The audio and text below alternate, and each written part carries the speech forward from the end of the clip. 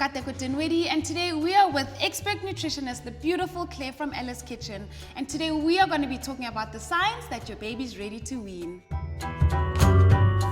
So there are two key signs to look out for. The first one is, can your baby sit up and hold their head steady without sort of losing that control? And they should be able to reach for something, pick it up and put it in their mouth, so like a spoon or their favourite toy, for example. Those are the two key signs to look out for. If when you start weaning you find that your baby just pushes the food back out with their tongue again, that's just a reflex action that tells you they're not quite ready. If they're still doing that at 6 months, because those signs tend to emerge around the age of 6 months, if they're still pushing food out, then you can keep trying.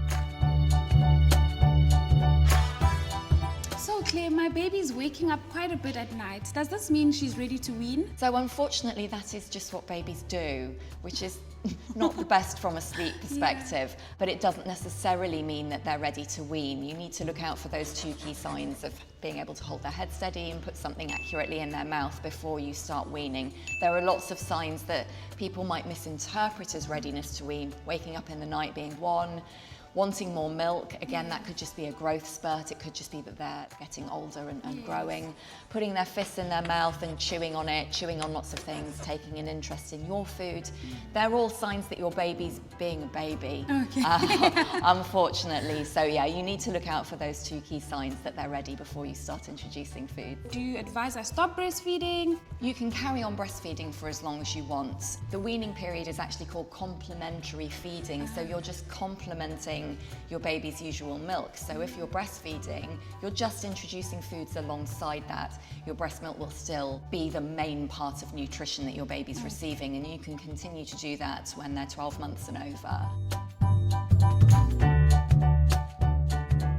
With motherhood, we compare our babies a lot, and when will I know that my baby's ready?